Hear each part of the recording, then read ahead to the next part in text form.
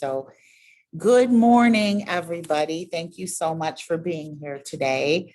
Um, my name is Karen Smith. I'm the Executive Director for Leadership Macomb, and assisting me today, as usual, are Julie Petkoff, our Program Manager, and Isabella Crook, our recently graduated social media coordinator. She just graduated from Oakland University. Yay.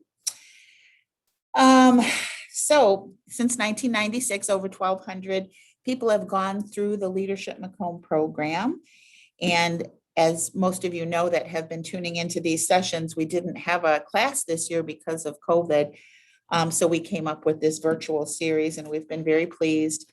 And we wanted to continue our mission of educating and connecting leaders. So thank you for joining us today. Today is the last session of our 10-part series. It's hard to believe.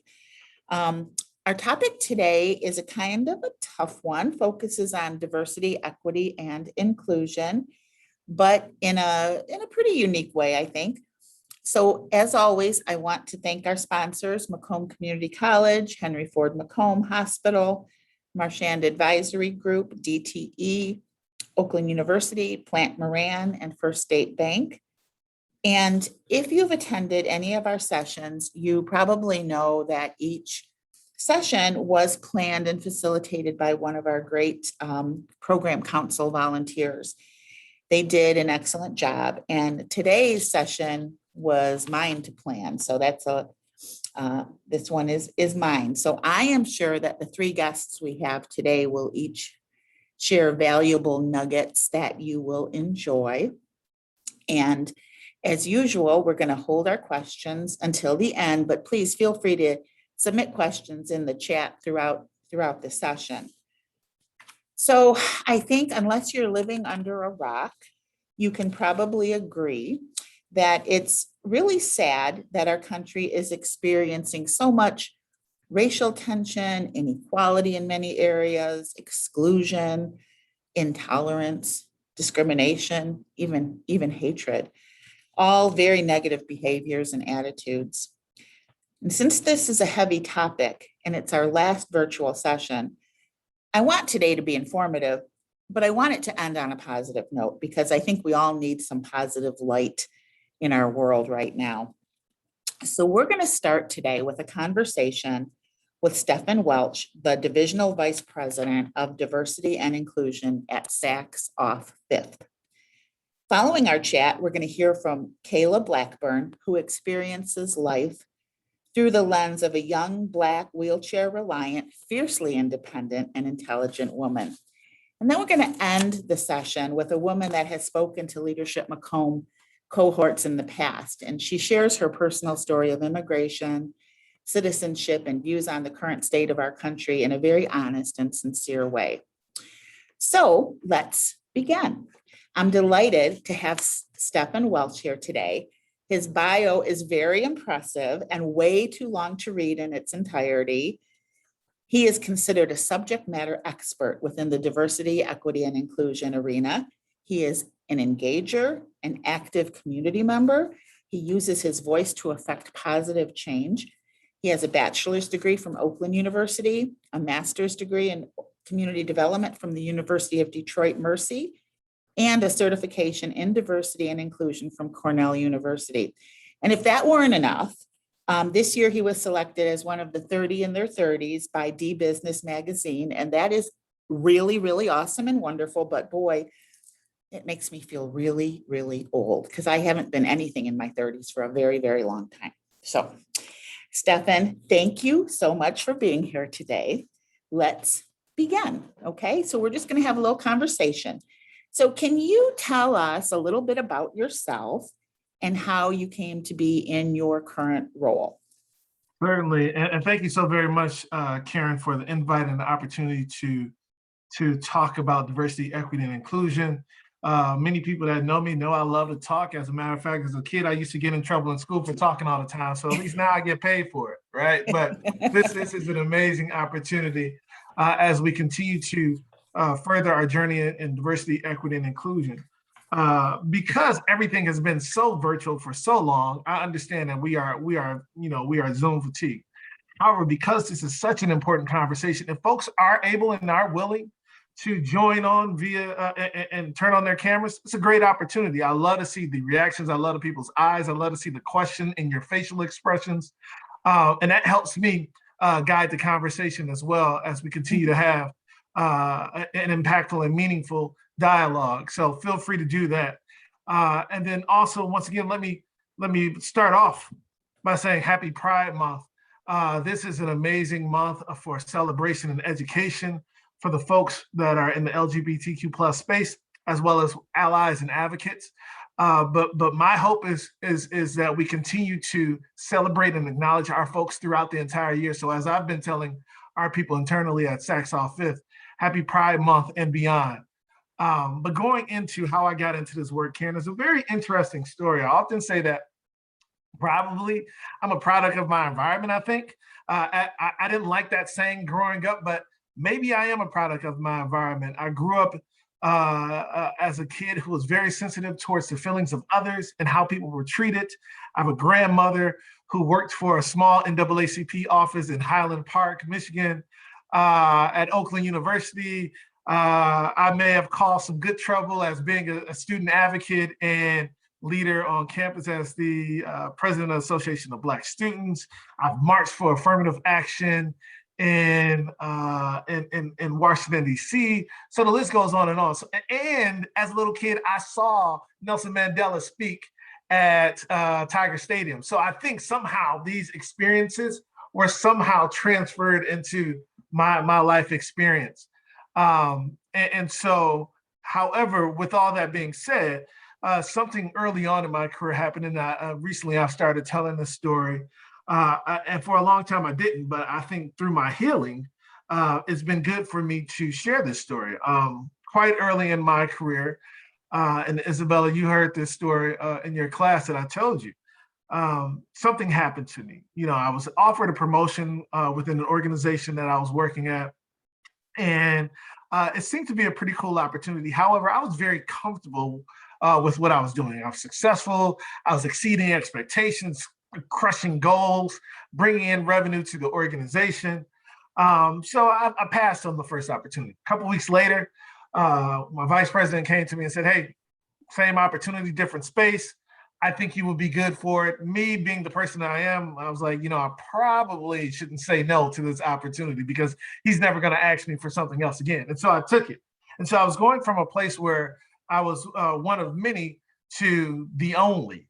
And very quickly on, I started to learn to see these microaggressions and conscious and unconscious bias statements stated to me.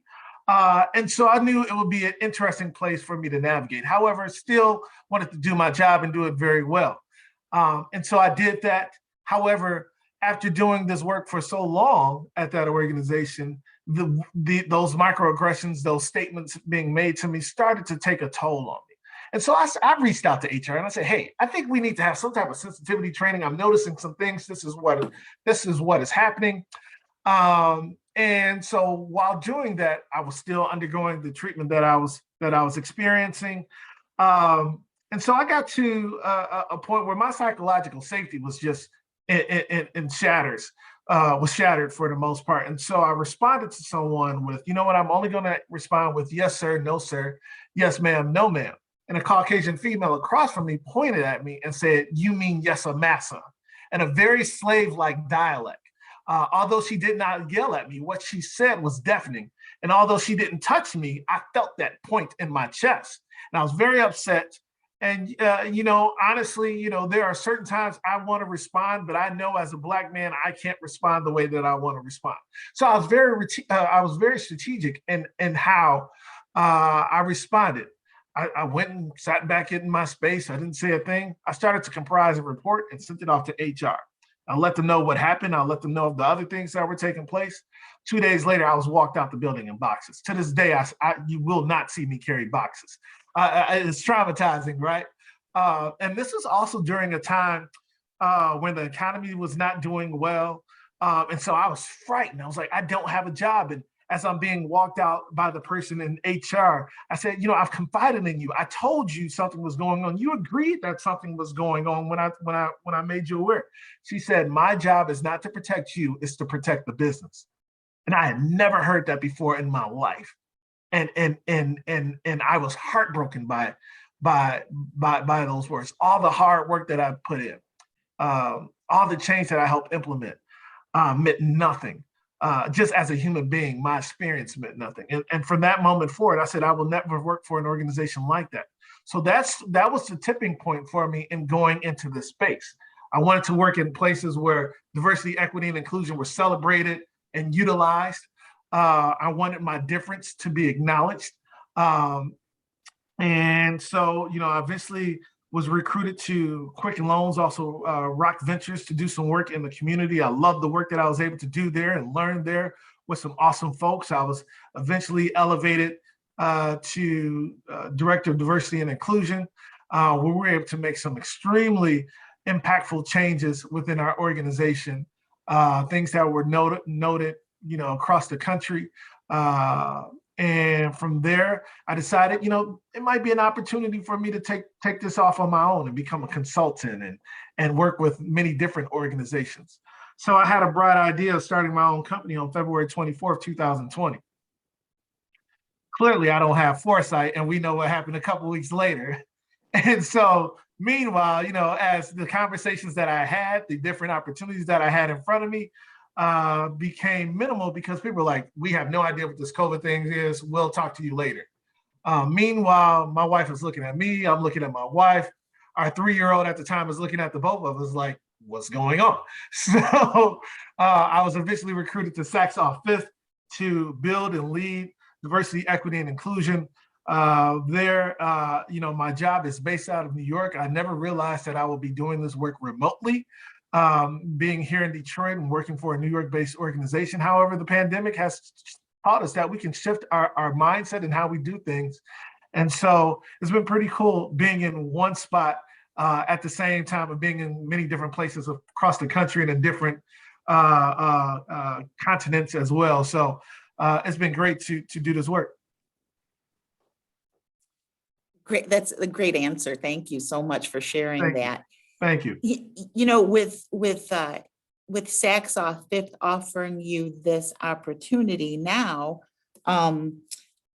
obviously they feel it's important for their corporate culture, right? So, but maybe they didn't feel it was so important before you came on board. So how do you advocate for diversity, inclusion, and equity with colleagues that might not really totally understand the importance or significance of making that organizational shift?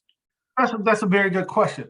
For those that are all in and on board, that is great. I honestly, for the most part, since I've been within our organization, everyone has literally been all in, asking, Stephan, how can I help? How can I support? Can you share? Can you help me in this space? So it's been awesome to be a part of that. However, in my career, there have been people who weren't necessarily sure about the work, who may have thought it could be abstract or fluff. To those folks who just don't understand it, I have simple conversations, one-on-one conversations. I share my experience. I share the experience of others as well who have different experiences, whether they have a certain level of abilities or disabilities, whether they come from the LGBTQ plus space, whether they're women. But then also, it's at the end of the day, businesses want to make money. And when we show that there is a business imperative and a financial imperative when it comes to diversity, equity, and inclusion, people start to listen. We know that organizations who are more diverse than their competitors outcompete them by at least 34%. That's a huge chunk of the market, especially as we continue to navigate, this pandemic. So when people hear that, they start to listen. And then for folks who just don't get it and don't want to get it, I don't waste my time with them. There's only so much time in a day. For folks that I can work with and want to learn, that is great. For folks that don't want to, awesome. Just don't get in the way. I can neutralize those folks. And so that has been always been my strategy. And then also understanding people are in a different space when it comes to their DEI journey. Folks aren't in the same. There are some folks that may be further along than me. There may be certain folks who are behind me in this space. However, providing them with information, education, resources, and access to the work helps move the needle along when it comes to diversity, equity, and inclusion. Thank you. Great answer again. Thank you.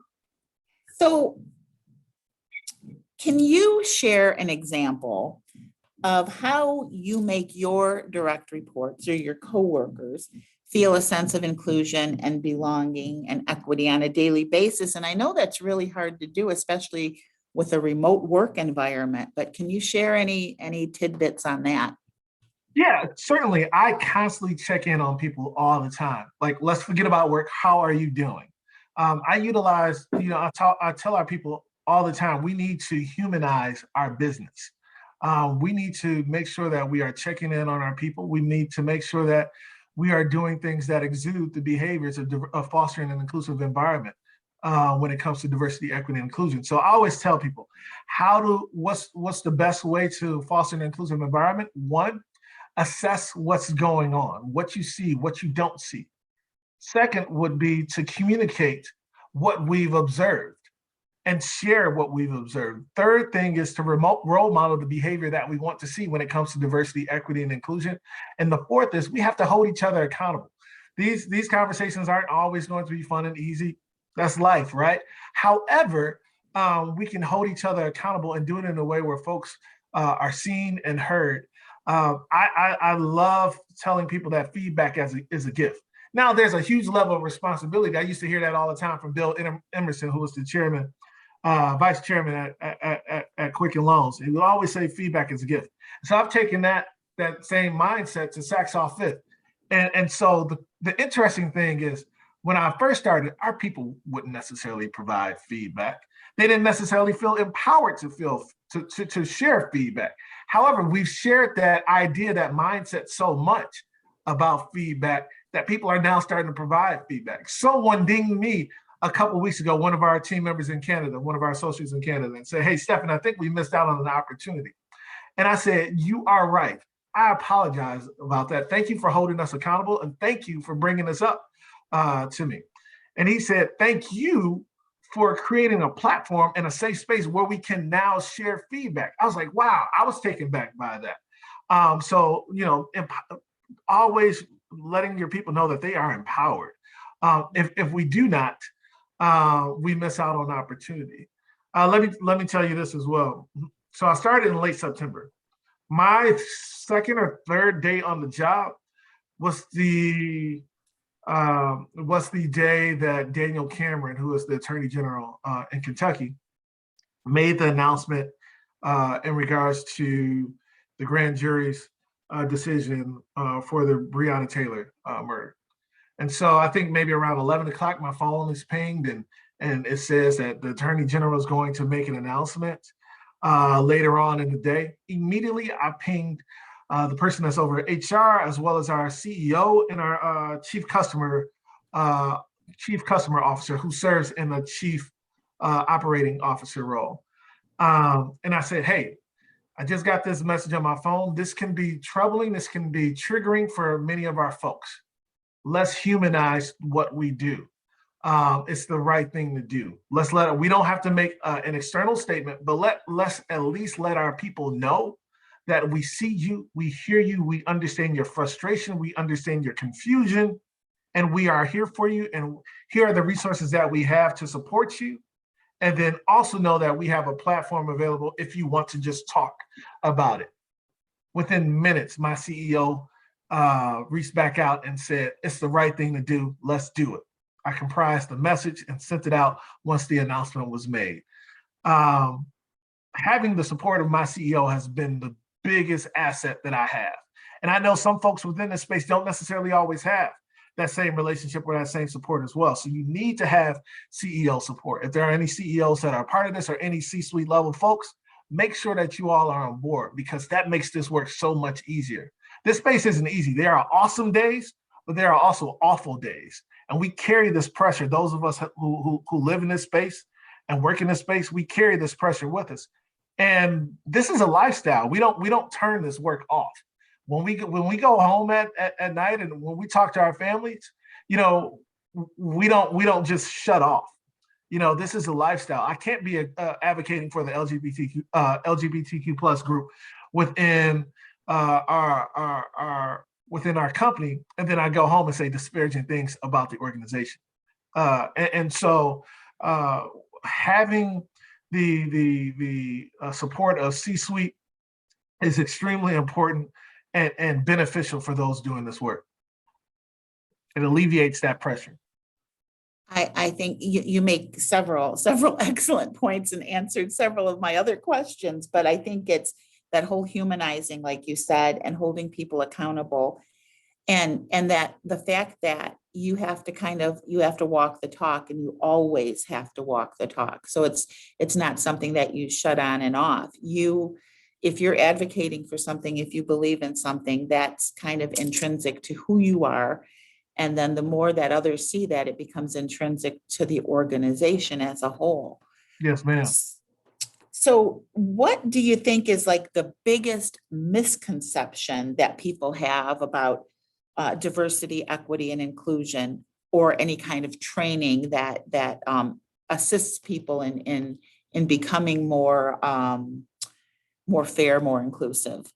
There's a few myths that come along with this. One I've stated already. Some folks think it's fluff and abstract. There are others who believe that it's just about black and white, and it's so much more than that. That's a big piece of it, but there's so much more when we talk about diversity, equity, and inclusion. And then also, companies believe that you have to be perfect to roll something out, and we don't. The biggest thing is that we have to do everything that we plan for has to be in the spirit of doing the right thing. Now, if we will get certain things wrong from time to time, we will have mistakes, but we can't necessarily missteps and mistakes. But we can't be afraid of those missteps and those mistakes. Just like, TJ, who reached out to me, one of our Canadian associates, and said, "Hey, I think we missed something here." Our folks should be able to call us out when things aren't necessarily perfect. However, they still appreciate that we do something. And so do not wait, do not hesitate because you feel as though it's not 100%. It's easy to utilize the small details around us to have impact. For instance, if you go into any one of our stores right now during this month, you're going to hear a certain playlist. And this playlist is dedicated to our associates and our community members of the LGBTQ plus community, right? That's a small thing that we worked out with our partners at Mood Media who control our music, right? And me reaching out with our associates and saying, "Hey, we want a pride station for this month in our stores." And then you hear back that from associates that, "Hey, we're in our stores dancing, we're working harder, we're engaging more, our spirits are up," right? That's a small thing that we did, considered by some folks, but it has huge impact, right? Look at those opportunities around you where you can have that meaningful impact. Your people feel it. It sounds like you guys are doing a lot of little things that are gonna end up being, huge over time. And I don't think diversity, equity, and inclusion is something that can just happen overnight, right? I mean, it's going to take time. Yeah, you're right. I mean, my doctor will tell you I ate too much ice cream during the pandemic. I know I'm not going to I know I'm not going to lose all that ice cream weight from the pandemic in just a couple of months or a couple of days. We want things so instant. However, we will see those small wins along the way in our journey that equal big impact. Yeah, that's great. I think that, it's sometimes if we look at diversity and inclusion and equity, it gets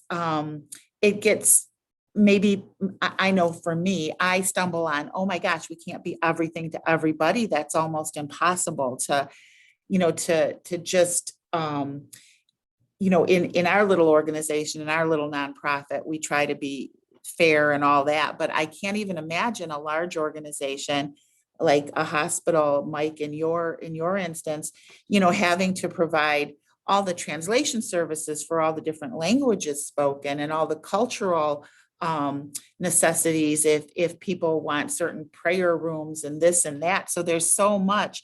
And I think it can get overwhelming when we think we have to be everything to everyone.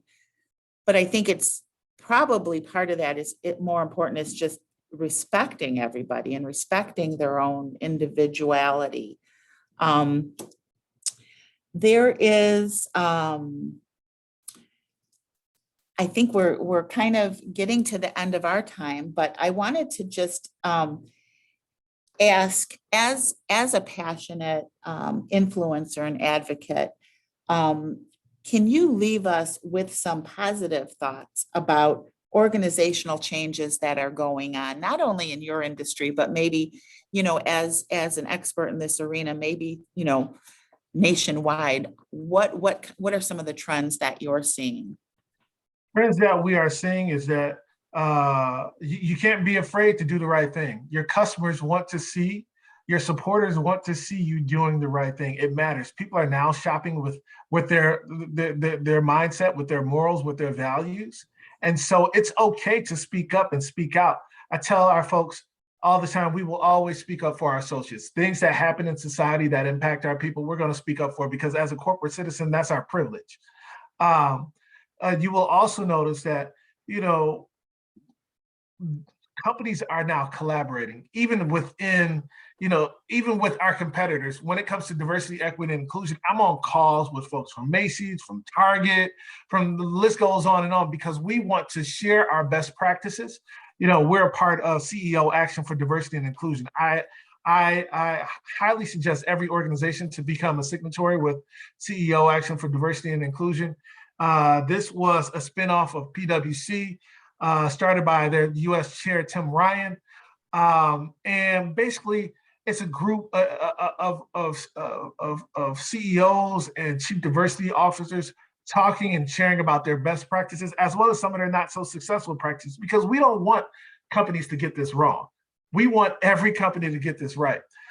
So there's a lot of sharing going on within our organization. We've done some really cool things since I've started, and it's not about me, it's about the organization.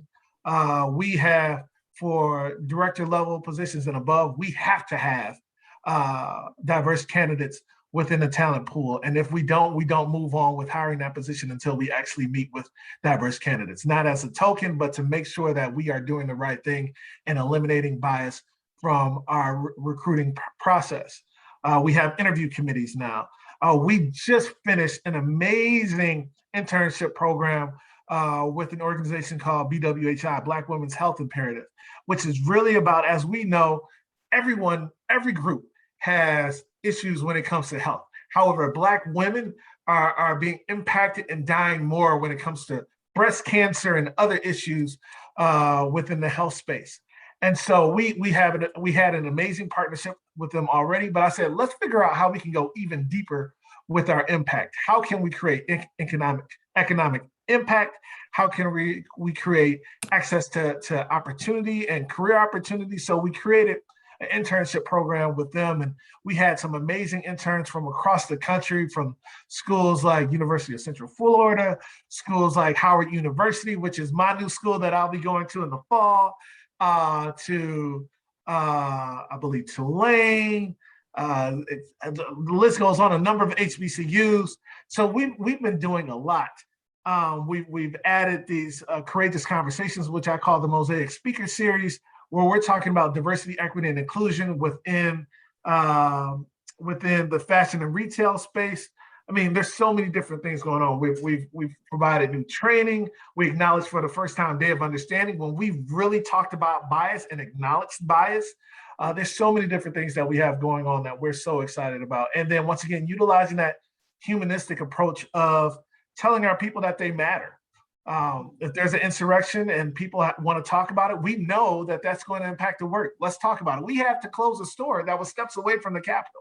So we had a meeting with our folks to talk about what that meant and how they felt. And they raised our level of awareness. So continue to, once again, tap into our people and gathering feedback as we move further in this journey of diversity, equity, and inclusion.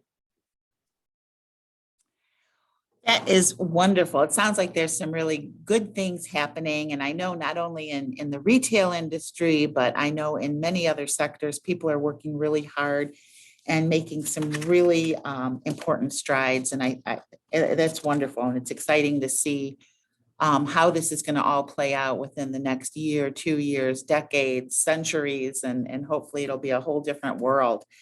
So thank you, Steph. And I could talk to you forever, but we do have to move on. So I hope you're able to stay with us, because I think we do have some questions for you that we'll be posing at the end. Okay. Got it. I'm with you.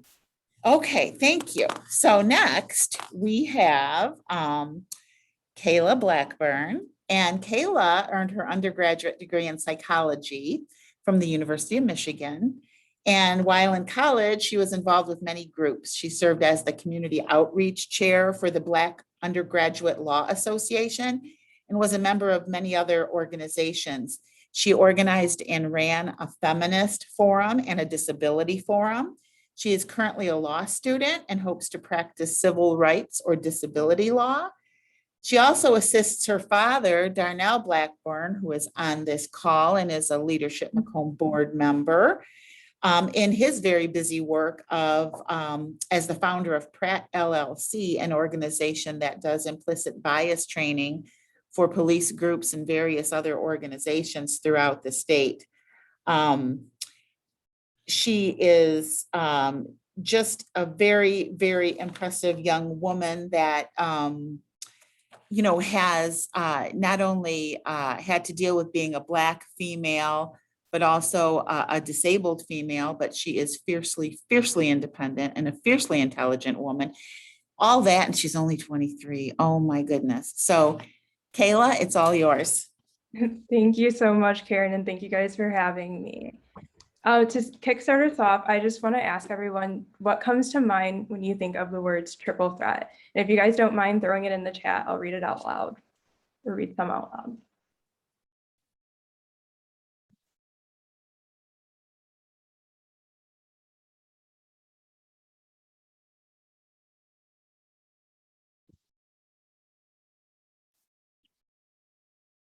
What comes to mind when you hear the words triple threat is the question. I've got people saying me. Flattering.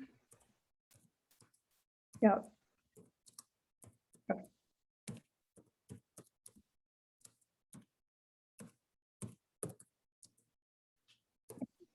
So my unique definition of triple threat came to me as I started to apply for college. As you guys know, we all have to think outside the box, start getting creative and how we want to frame ourselves to our colleges of choice. So to me, when I think of the words triple threat, I think of the fact that I am Black, disabled, and a woman. Altogether, these identities technically put me at a systematic disadvantage. And of course, I've been made aware of this since I've been a kid. However, it's the impact that it's had on my life that's most important.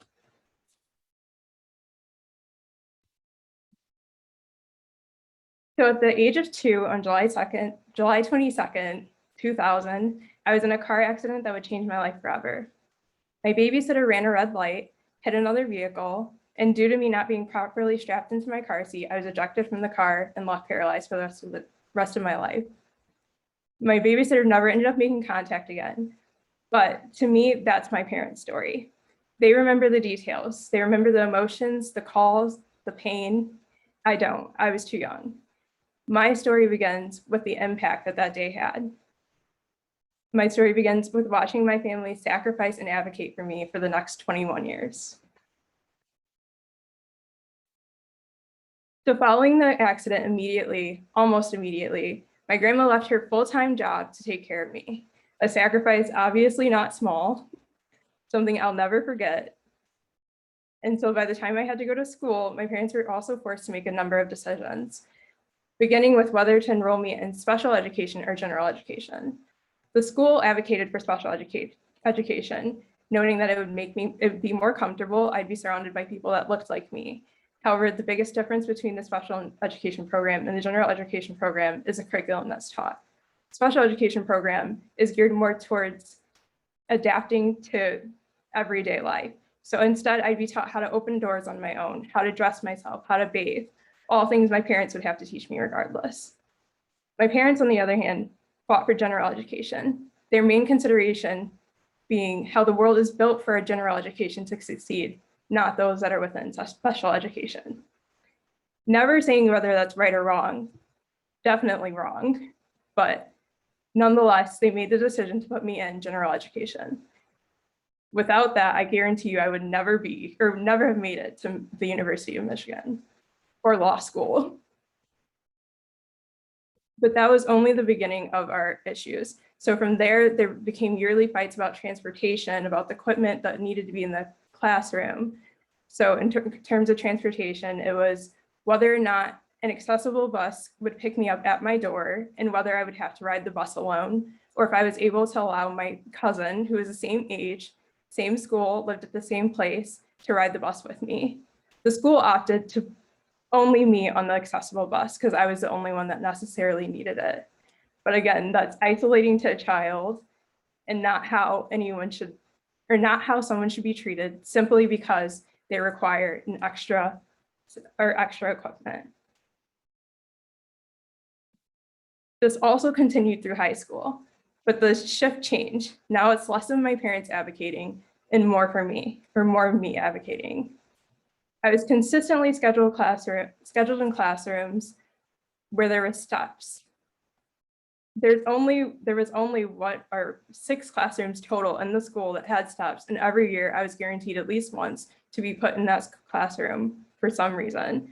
So then I had to go to the counseling office, explain to them like, hey, we have to move the entire classroom. Mind you, this is the day of class, so I'm missing class to go and explain to the counseling office that they put me in a class that I physically cannot get into.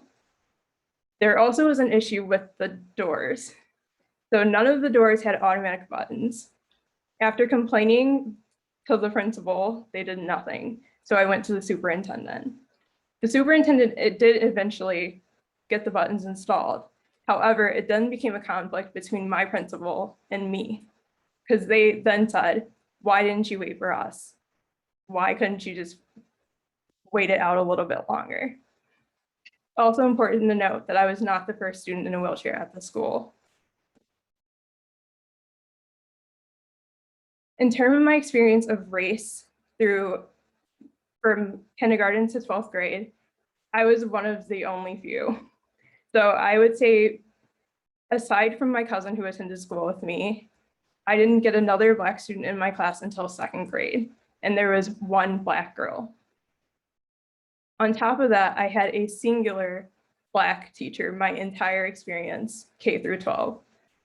So for me, she ended up becoming one of the most important people to me.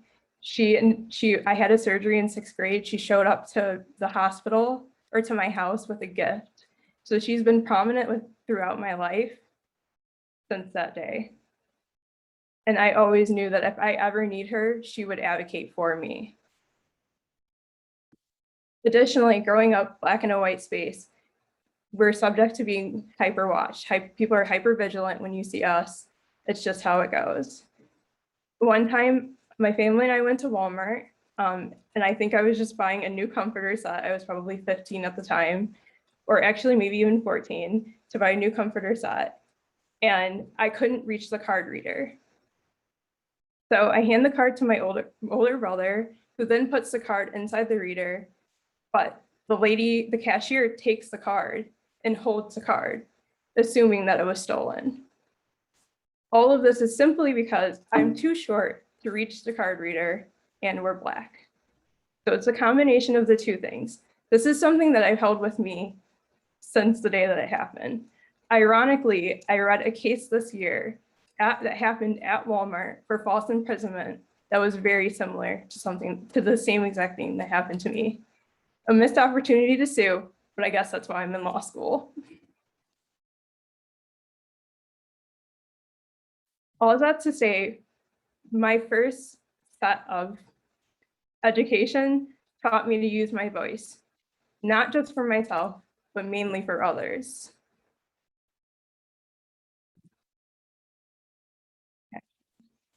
Okay, so if you guys don't mind using the chat again, I would just like you guys to think of, or to put in the chat what you guys would, if you went to college, what you considered when picking your college.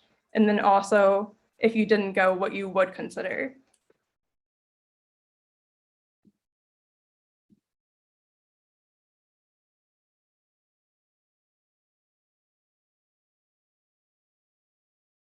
So we've got location, price, diverse experiences, feeling welcomed. Wow. Okay.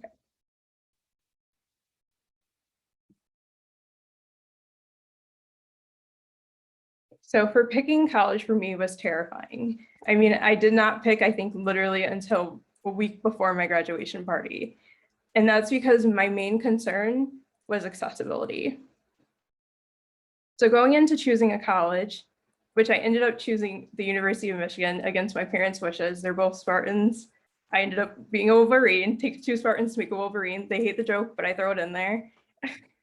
And so my main concern is accessibility. That meant that I had meetings with offices nonstop, that I had to get multiple doctor's notes. I had to consider the availability of resources. Where's the closest doctor? How specialized are they in my medical history? Can I use a gym? What's the size of the campus, the transportation? So many of the same concerns. However, a lot of extra loops to go through. So when I got to Michigan, it was an experience, I will say. A lot of growth occurred during my time at Michigan. There was multiple experiences that I was reminded of how different my college experience was from everyone else, and how I had to advocate for myself because no one else was going to do it for me. So for example, the fire escape plan. So I lived on the 3rd floor. As we all know, in case of a fire, elevators are shut off. I was told that the plan of action for me is to sit in my room and wait. Simply wait for someone to come and help. That's it. And no matter how much I cried, I screamed, I yelled, I begged, it's not fair. Nothing changed. In fact, there was one instance where a fire alarm went off and no one came. The message it sends is you're not supposed to be here. But if it's just me advocating, no one's going to hear it. Another example, snow removal. There's multiple instances where I walk outside and I'll see the steps are shoveled, but the ramp is covered in ice. Again, another clear example of here, an able-bodied person can get through, but not you. Intersections would be full of snow, or they would pile them right on the walkways, so I would have no way to get there. And on top of that, there was no mandatory requirement from the school allowing extra absences for people with disabilities. So that meant that I had to take it upon myself to go to my professor and have the conversation at the beginning of class and say, at the beginning, before snow even is in their brains, right? They're not even thinking about snow. So I'm coming to my professor and saying, hey, just so you know, when winter comes, it's tough for me to make it here. It's hard for me to get here. And there's days where I probably will not make it. Some are understanding, but some are not. At the end of the day, it's at the professor's discretion. There's also parking. So as we all know, parking on a college campus is awful. It's never fun to begin with. The only storage lot which would allow me to keep my car there long-term was within miles of my dorm. There's no way I could walk to that car. So I was told that I could keep it in the temporary lot, but I would have to move my car every other day, regardless of the weather. This is a problem I never got fixed. Instead, I just collected my fair share of parking tickets and paid them off. So that being said, even when there are services that are offered, they're still not reliable. For example, there's this program called paratransit, which is a lifesaver. I mean, they used to yell at me to use them more. And what they are is a door-to-door drop-off service. So they would pick me up at the door and then drop me off at my next location at the door. And we were able to schedule ahead of time, sometimes impromptu call, all that good stuff. Well, one day I scheduled for a final and it was snowing really bad. So I scheduled it with like 40 minutes to spare in between of cushion time, just in case. And still they were late. So I called the station and I'm like, hey, you guys are late. Can I get an update on where you guys are? Like any ETA, just any kind of information. so that I know I will make it to my exam on time. Instead, they told me that they're not allowed to give me any kind of information. Again, unfair, because other buses, all the regular buses, have GPS tracking. You can see where they're at, exactly when they get there, when they should be there, how many stops they have in between. All this information is available. However, for me, it was not. So I showed up to my exam 20 minutes late and just begged my professor for an extra 20 minutes. Gratefully, I didn't end up needing them. However, still a stressor that was added to me that someone else would not have.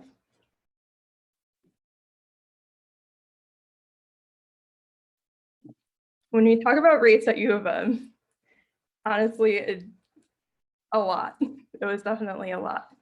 So my freshman year was at the beginning, was actually right when the 2016 presidential election occurred. The racial tension skyrocketed. There were students that were being physically assaulted. There were students that, one time there was a student that had the N-word written on his door in the class, on his dorm door, and no investigation was conducted by the university. They kind of just ripped it off the door and said, oops, sorry. And then there were also the very, very, very public displays of police brutality. So that year, I think we had Philando Castile, we had Alton Sterling, all within, I think, 2 months of me getting to campus. During all of that, there was no acknowledgement from administration. In fact, like, my most prominent memory of my freshman year are the protests. It was the adrenaline that I felt when I was fighting for what was right. It was the adrenaline I felt when I was using my First Amendment right? Like, my entire freshman year memory is derived specifically from just protest, which isn't the typical freshman experience, however, one that I am definitely grateful for.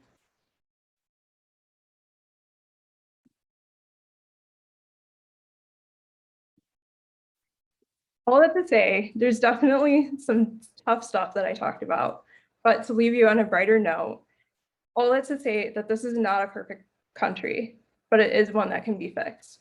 And the power is in fighting for everyone, not just for yourself. So we can fight without repercussion. Anybody, regardless of who you are, whether you identify as in the group, whether you don't, you still have a voice that can be used without repercussion. Personally, my experience has shaped me to decide to become a lawyer. Probably civil rights, I don't know, it's all up in the air, but I'm open to change. But I want to make fighting for others my full-time job. I've since completed my first year, which they claim is the hardest year. I don't know if I actually believe it, but we'll see in a year,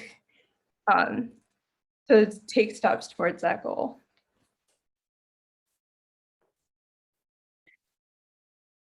So that being said, we're all given a voice, not just for ourselves, but for others. So we just have to make sure we use it. Thank you, guys. Thank you, Kayla. That was wonderful. You are so impressive. And I think, you know, when we talk about diversity, inclusion, and equity, the first thing that comes to mind is race or ethnicity, and disability is kind of on the back burner. And it's just, you know, all the things that we take for granted are just part of your everyday life. So it's important for us to know that we have a voice in making that better for you too. So we should be better advocates in that regard as well. So thank you again. And I know you're staying, so in case there's any questions. So thank you. And now I think that we are going to have our final speaker, another really extraordinary woman. Her name is Prasanna Vengadam, and Prasanna is currently an English professor at Laney College in California. She has a bachelor's and master's degree in British literature and a master's degree in English from Northeastern University. She worked as a writer in corporate marketing and communications in the past, and she's extremely passionate about civic engagement. I had the honor of meeting her through the South Asian American nonprofit group that she started here in Michigan when she lived here several years ago. And the organization advocates for civil rights, immigration, and naturalization needs. And when I heard her story for the very first time a few years ago, I just never forgot it. It's very powerful to me. So I am so happy that she is with us today from California. And Prasanna, it's all yours. Okay. Can you hear me? Yes. I hope you can. Okay. Yes. Okay. Hi, everyone. Thank you so much, Karen, for the introduction. Great to see you all. Thank you for this opportunity to participate in Leadership Macomb. I may be so many states away on the West Coast, but my heart is always in Michigan. I lived there 22 lovely years, and it's a big part of me and my life. So I really, really appreciate this opportunity. So when Karen asked me to participate, she'd asked me to share my story as an immigrant. I am a first-generation immigrant. I'm a proud immigrant from India. She said, share your story the way you had shared it before. Now, first I had to go back and ask myself, what did I actually share that day? But basically, I will share with you my process, my path, and also the process that United States has for immigrants. And then I'll share my opinions of how I feel about the process. So I've been living here for a while now. So I landed here with a suitcase and a few $100s, and I was 23 years old. I landed in Boston, Massachusetts as the new age Puritan. That's how I define myself. I came here looking for a better life. I was coming out of a really, really bad marriage back in 1985, and my parents didn't think a woman with a history of bad marriage would have a future in old-fashioned India. So they just said, go off, go make your own life. So that was the beginning of my life. And I came here, there's no internet, there was no nothing. I just landed here with my traditional Indian clothes and sandals. I did not know Boston is a cold place. I had no idea it snowed. And so the issue started very much on that existential level, not knowing what a big factor climate, weather is in a person's life. So I came here as a visitor. That means they give me 3-month window to visit the United States as a tourist and then go back. And so I think that's what I'm going to bring into my talk to give you guys an idea of the process for legal immigration. So I came here as a tourist, and I looked around and I said, wow, I want to study here. It looks like they have great universities. I had no money, I had no nothing, and I didn't know the process of going about doing this. So I had to learn. So I learned, but I had to do all of this within a span of 90 days. Otherwise, I'm out. They just asked me to leave the country. So within 90 days, I applied in the universities that were kind enough to consider my applications. So Northeastern University was one. So I joined the university, and what they gave me based on my past grades and my willingness to move forward in their department was a kind of a waiver of tuition for my education, which meant there was no living expenses given to me. So I pretty much survived on a few $100s a month. I pretty much aged like, it was bread and marmalade for several semesters for me. That's what I could afford. That's all I could afford. And that's all I ate. So I started with very humble beginnings, but I was very determined. I love the fact that they gave me an opportunity. They said, okay, she came here as a visitor. She's applying for student visa. So they gave me the appropriate student visa. And then the department had faith in me to say, okay, let's see how far she goes. So the system, and that's going to be a refrain in my message, the system to some extent has been somewhat positive for me. Yeah, there were a lot of hurdles. Yes, the department was kind enough to give me this opportunity, but I wouldn't say my professors were all that kind. So I had instances where I was told, go back where you came from. And I'm going like, look here, mister, I ain't here to go back where I came from. I'm here to make a living for myself.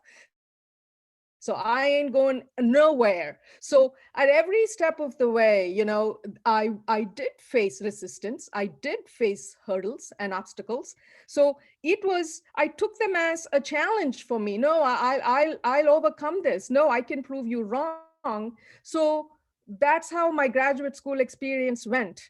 And after I graduated, the United States immigration system gives me exactly 90 days to find a job or I'm out of the country again. So you have to remember again, my parents sent me off saying, go find a new life. There's no way there's anything waiting for me back in India. So the chance of going back to India just didn't exist for me. It's like I'm here or I'm going to go bust. So, okay, we ain't going bust then. So I had to find a job. So I started looking for jobs as a technical writer because I minored in English literature and technical communications. So when I went for interviews, they liked me, they loved what they saw in me. And there were many who look at my name, what, Prasanna, what? And then she looks different, but she's saying she has an English major. I don't know how much I can trust her. Does she really know English? So they called me for an interview. Okay, she's speaking, but maybe somebody else wrote her essays. So they'd give me writing exercises right there. Okay, write this for me. I'm going like, yeah, sure, man. Okay, bring it on. I'll do it. So they were convinced I was capable of doing good work, and it was me who was doing the good work. But then they found out I do not have a green card, so I lost a lot of opportunities to get a job. I was F visa student, so I needed a sponsor. I needed a corporate sponsor who would actually get me the visa to work legally in the United States. That became a hard sell. I mean, I had to find a company that was broad-minded enough to have faith in an immigrant, and then vouch for me and actually pay for the whole process. I'm going like, okay, now what? I don't know if I'll do it, if I can actually find somebody. And lo and behold, thank God I did. While there were a few companies that were impressed with me, they wanted to hire me, but simply did not know the process of hiring an immigrant. There was one company I found in Natick, Massachusetts that was willing to hire me. So they paid for my entire legal process. I'm eternally grateful for that company, for having faith in me and taking me on and giving me a chance. So now the immigration system wasn't as kind as my heart, I would say. I mean, they screwed up with my paperwork. They lost my paperwork. It took me double the time to get the right visas to eventually become what is called as a green card holder. That's called as the legal permanent resident status. So now see, I'm a little bit more naive and innocent minded. I don't want to assume some kind of clandestine conspiracy theories happened, I guess, because some people think, oh, corporations do not want the process to go smoothly because they control how much I make. Until I get the actual permanent residency, companies seal my salary. So I was not eligible to get a raise for 5 years. So there is this thinking among immigrants that companies want to keep you where you are because you will have, then that way you'll get paid less. So maybe that happened. Like I said, I kind of tend to look at things a little bit differently. So whatever they tried to do or did not try to do, eventually what should have taken me about 3 years took me about 6 years to get this much coveted position of legal immigrant in the United States, legal permanent resident. So I got my green card. And so the way that works is I have to show I'm high skilled. I have to prove to the government I am high skilled. That's the only category that was available for me to migrate to this country. So that means I had to be really, really good. I had to be really good in what I do. And even in graduate school, to maintain my student visa, I had to have a GPA of at least 3.8 out of 4. Otherwise, I'm out of status. Very quickly, I get kicked out. So they have high standards set up. And I don't know if that's because, okay, if they fail, you can kick them out. I don't know. But then that's the standard. So the same thing with work. I had to show I had qualifications that help the company, and that's why they retain my services. So needless to say, the pressure is immense to perform. At the same time, it was a corporation, so they have their own ups and downs. They had what's called as leveraged buyouts. That means you get laid off a lot.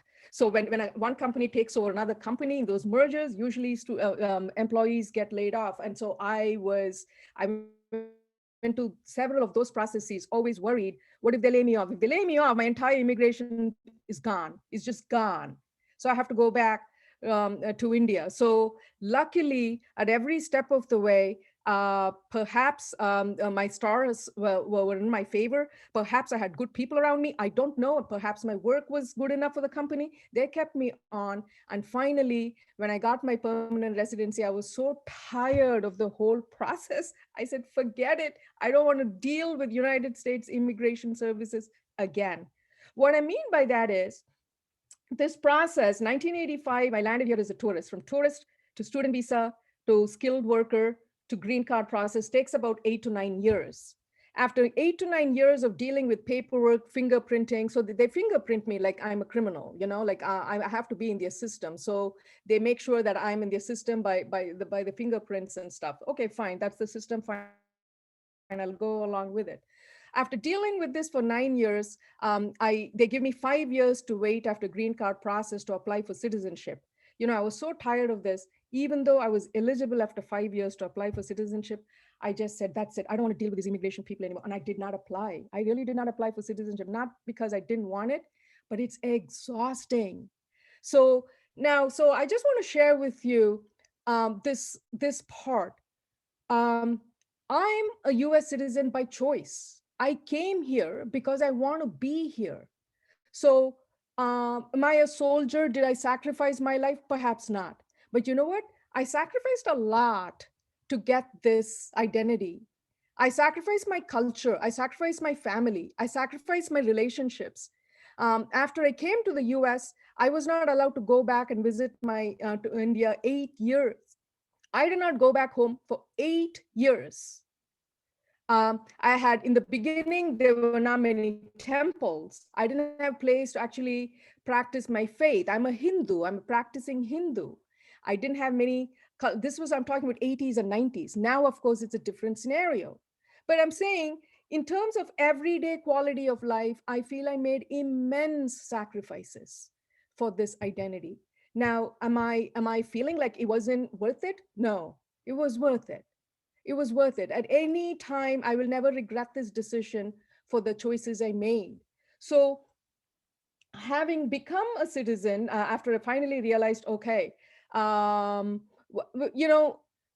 become a US citizen, I have to give up my Indian citizenship. So India does not allow dual citizenship. So if you ask me, what is this sacrifice? I gave up the country I was born and raised into and made United States as my country now. That's a huge sacrifice for me, but I'm okay with it. So in terms of the citizenship process, in terms of the green card process, it's also a very expensive process. The entire process from student visa to citizenship is anywhere between $10,000 to $15,000. So it's not cheap. It's not cheap to do this. But now I'm talking about, this was my time.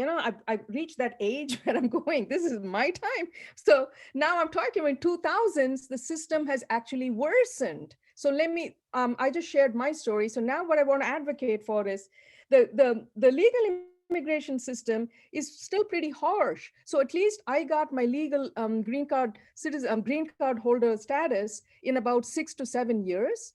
But now it's taking about 15 years for a person to become a legal resident of the United States if you come from country of India. So you pay your taxes, you do everything here that an average any person does, but you don't have the legal legal resident status. And that's a shame. So that's a shame. So in terms of why is it I feel, why do I mean, having, and then yes, so I have one son who's born and raised here, and that's probably a big thing that I feel. I was able to give myself a better chance.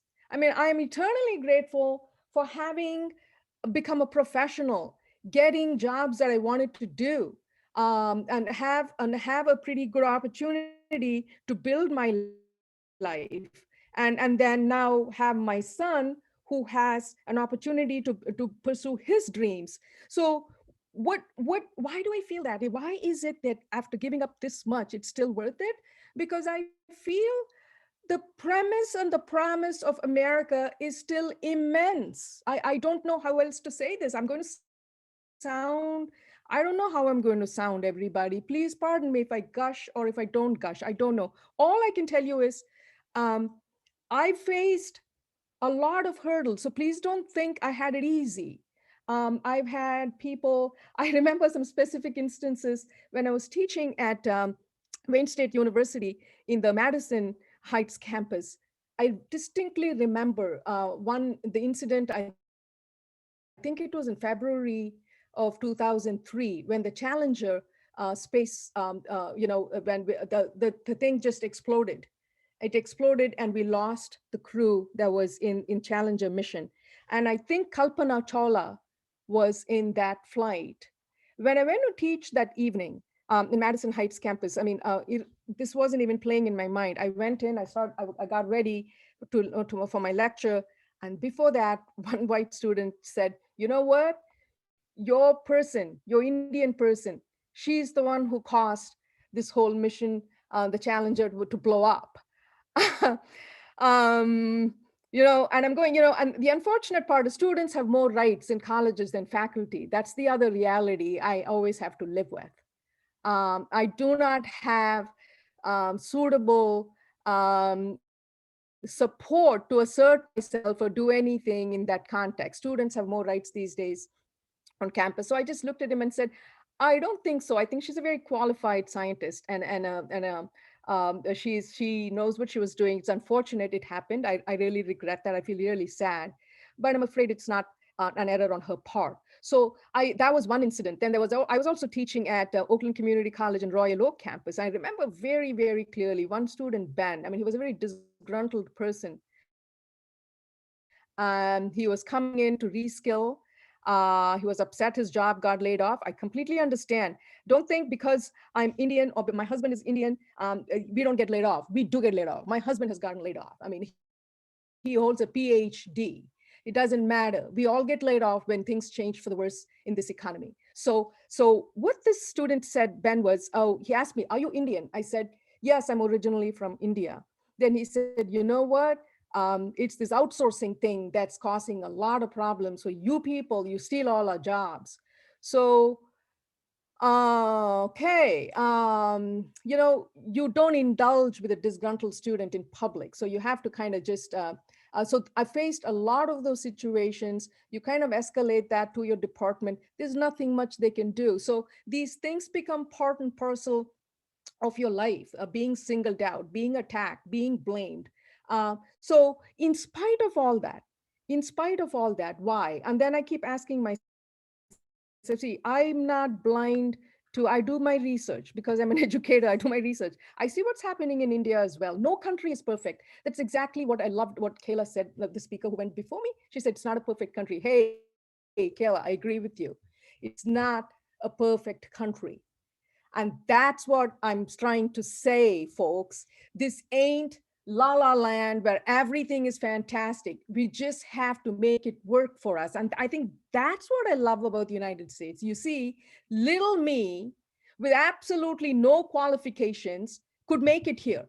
That means there is something here that gives people a chance to make it here. So, and so I'm sorry, I just my belief. So I don't want to like force anybody to accept. I'm just sharing my belief that I think the system allows me to pursue a life. Well, am I getting everything I want at every step? Heck no. But did I get everything I want when I lived back in India? Heck no. So I didn't. I don't think any country is going to fulfill everything what I want in their life. So I have that faith. And then there's 2 points I'll make and then I'll stop. The premise, the founding fathers of United States, I mean, that's where I went back. When once I decided to live in this country, I educated myself about the history of this country. Who are the great people? What did they do? What is America? Who is American? I just read. And there is a reason why the transcendentalists, Emerson, Thoreau, they all had such profound influence on American psyche, when America was being founded. A lot of unfortunate, horrible, horrible history exists in the United States. I understand that. But when they framed the Constitution, the thinking was more lofty. They always, I feel that they asked people to kind of dig into the higher part of ourselves to be Americans. And maybe that's what we lost. That's what I feel. If we dig into a better part of ourselves, I think we'll find a better America. So when I started in my history, in my search for a life and its meaning, another person, as much as the founding fathers had, another person who really made me realize what it means to be a minority, how to be a minority in this country, I turned to Dr. Martin Luther King. I mean, Dr. Martin Luther King taught me how love can prevail. From love, he actually fought his entire civil resistance movement. He came from the place of positivity, and I learned a lot. So when I started getting into civic engagement, the first thing I did was I took part in NAACP's Detroit chapter meetings. I went there, I sat in, I asked them permission to be part of their meetings because I wanted to see how it is NAACP functions. I wanted to learn from them. Who has better history than them? Nobody else. So I wanted to learn from NAACP Detroit chapter. I'm grateful to them for that. I don't even know if they remember me, but I always showed up and I sat on the sidelines and I learned from them. So I ask that we remember great people like that who made America. See, I mean, I'm not preaching very lofty things. I'm very selfish here. The reason I'm able to be here in the United States is because of what Dr. King did. He's the one who changed the fabric of the United States. He made this country more colorful in every sense of the word. So he and his civil rights movement is what opened up immigration law. I'm eternally grateful to Dr. King for that. I don't know if he understands. I speak to him in Indian and I tell him, thank you, Dr. King. It is because of you I'm here. So I have that sense of gratitude to the African-American civil rights movement. It is because of their profound work that little me is able to be here. So I leave on that note, when whatever the trend, the Thoreau, Emerson, whatever they wrote had a profound influence on our minds. And I always believed, that's what I like to, the individual is what matters. I read policy, I understand it's laws are stupid and we have crazy policies, but to change them, to change policies and the system and the laws at that level still requires a change in the little us, each one of us. So we, I feel, need to function from higher selves. I mean, I'm Eastern, I have to turn to the Lord Buddha. Buddha always said there's a higher mind and there's a lower mind. Our lower mind, we function at a very crass base level. But it's the higher mind we have to delve into to bring better thoughts and to bring better aspects about ourselves. And I feel like if we get into that side of us, and if we move forward, I just want to look at each other as a human, as an individual, and connect on that level. So that's what I've been trying to do. And that kind of thinking has helped me. So thank you for this chance to actually share whatever my experience has been. I'm grateful to you. Karen, thank you so much for giving me this chance. And I want to appreciate Leadership Macomb in organizing this. Thank you, everybody.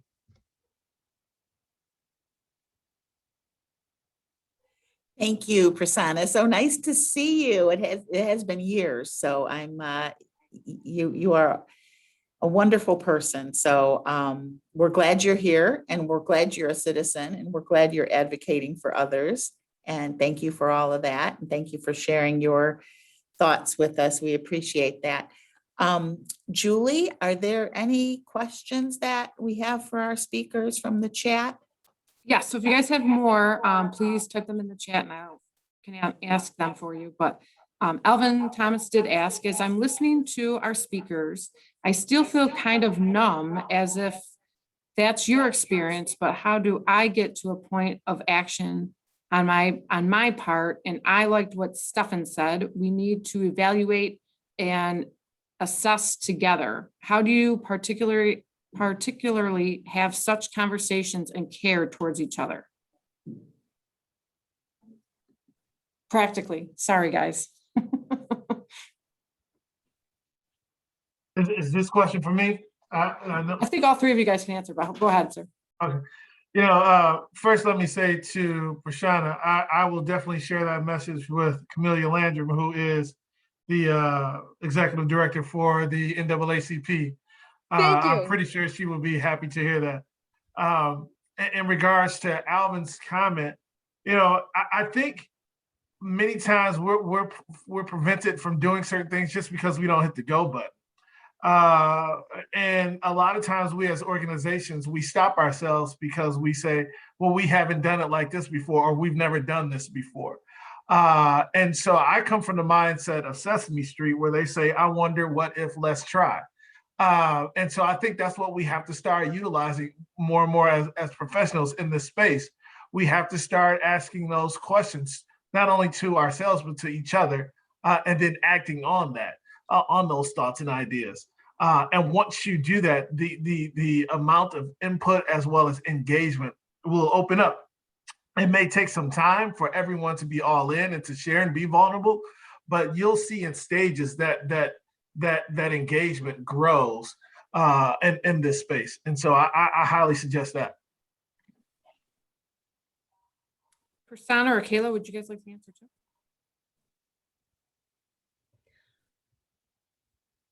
All right, so I'll go and then maybe Kayla can. One thing I noticed in terms of how to engage, I guess that's the question.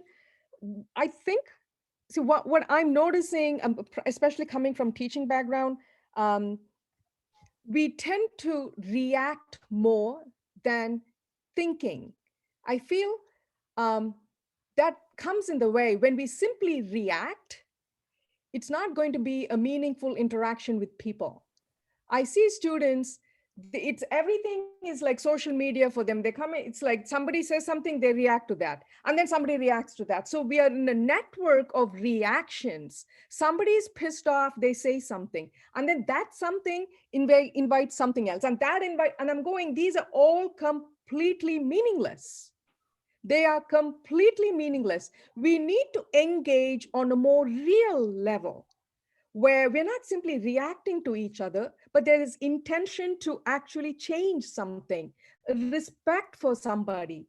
Let's even have respect for what the person is saying. Let's listen to what the person is saying and then engage back on that level. So this is one of the things I'm combating in the classroom. Please think, don't just react. So I just wanted to share that.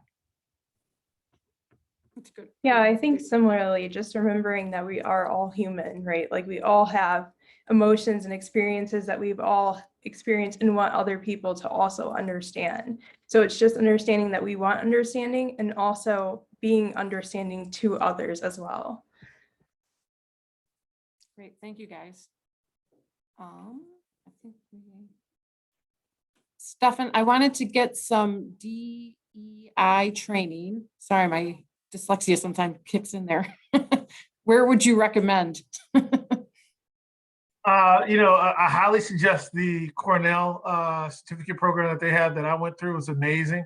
And you're able to see what other organizations are doing in this space as well, while getting some tangible educational resources. And then also there's a book, Reinventing Diversity by Howard J. Ross, that I highly recommend. There's a specific chapter that is really good that talks about the cultural competency within organizations. So I highly recommend that. Would you mind putting that book in the chat? Sure, I'll type that in. It's Thank you. Reinventing Diversity by Howard J. Ross. Howard J. Ross. All right, thank you. I can share that too with everybody too on our follow-up email. All right, and we got another question from Elvin. Kayla, this is for you. Oops. Any books that you can recommend on this topic to grow in this area? I'm reading books with my kids to help them. I love that you're reading books with your kids. It's always great. I'm an avid reader, advocate for reading and all that good stuff. So in terms of specific books, they're growing, but it's not as prominent. But I could also give out or make a list for the follow-up email with books that I've read. for more specific books with you guys, yeah, that'd be helpful. Perfect, thank you. All right. Are there any other questions from any other? Can the speakers comment on concept of justice with DEI? That's from Mike. I'll let Prasanna and Kayla jump in first, and then I can jump in after that, if that's okay. Okay, as a law student, my battle with justice is severely complicated. But I think personally, what I've come to is that justice is more about the fight for justice and making sure that we don't lose that fight than the actual justice itself. I don't want to call myself a pessimist. I want to say a realist, but are things ever going to be perfect? No. Is justice ever going to be achieved perfectly? I don't know, but that doesn't mean that it shouldn't be fought for. So that's my battle with justice. Okay, so I'll go now. Yeah, no, I think this country has a very wrong system of justice. I cannot mince words there. I just have to say it. This is a very, very unfair justice system.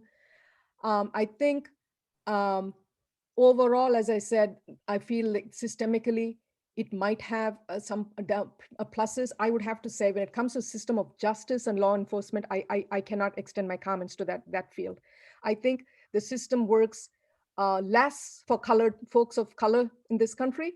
I have no doubt about that. So it's written for those who are in power and helps the people who are in power. It certainly does not help, colored people. I've been impacted by policing and stuff myself. So no. But how do we bring about that? This is what's dangerous. I mean, this is what's, I feel like I feel a little bit disillusioned because the ones who have the power now have the power to change the system when there's not much motivation to actually change the system. So how far can we go in this environment then? So that's where I feel disillusioned. But I'm not a lawyer. I don't have any legal background, guys. I'm just an ordinary person. So I'm done with my spiel. Thanks for that, Prasanna. And I think as an organization, a couple of months, we announced internally and also externally that Saxaw Fifth is going to do its part in eradicating hate. And a part of eradicating hate is advocating for justice. And so that means, as corporate citizens, we're going to be mindful of how and where we spend our money. We're going to be mindful of creating access to opportunities in a multitude of spaces. That means that we have a no tolerance policy for harassment, racism, xenophobia. That means we're going to continue to speak out for our people and stand up for our people. And once again, we realize that this, what's going on in society impacts our work, whether it is AAPI hate, whether it's, once again, the insurrection, whether it's the Me Too movement, whatever it is that's going on in society, we are a microcosm of that. And we should be talking about it. And we should be providing resources and education and support for our people. Because if we don't, we will lose those folks. And so that's extremely important to us.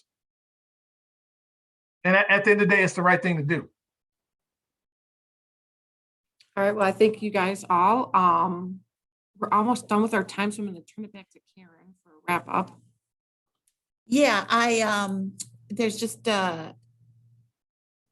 there's a couple comments from Mike about at Henry Ford, they are embracing justice. There's an article, I guess, in Modern Healthcare. And I like what, Stefan, what you said about your efforts to eradicate hate. But I think that what we also need to be very cognizant of is that as parents, that's our role too, to make sure that our children don't grow up with that hatred in their heart, because it'll just manifest over time. So I think that's a real important role as a parent. We have to be the best role models we can be. So I want to thank you again, Kayla, Stefan, and Prasanna. You guys did a wonderful job. I'm so happy that that you were able to join us today, and I wish you the best of luck going forward in all of your initiatives. And I want to thank all the participants for being here today and being part of our sessions. We really appreciate your attendance and attention and questions and input. We're sad that the series is ending, but we're excited that we're going to be starting our in-person classes again in September. Julie will be sending out a little follow-up note with all of the book recommendations and things like that to everyone that participated today. So thank you. If you'd like to learn more information about Leadership Macomb, we're going to be having an informational session virtually on how to apply and what exactly we do and all that on June 16th at 11:30. So if you or anybody you know is interested in being part of our next class, class 24, it's a free session. You can register on our website, leadershipmacomb.org. And I just want to thank you again. And I just want to leave you with a closing thought. And that is, I hope that you remember that each and every one of us is valuable to someone and valued by many. So thank you again and have a wonderful summer. And if you're enjoying summer, feel free to utilize the sales at Saxoff Fit. Have a good one. Okay.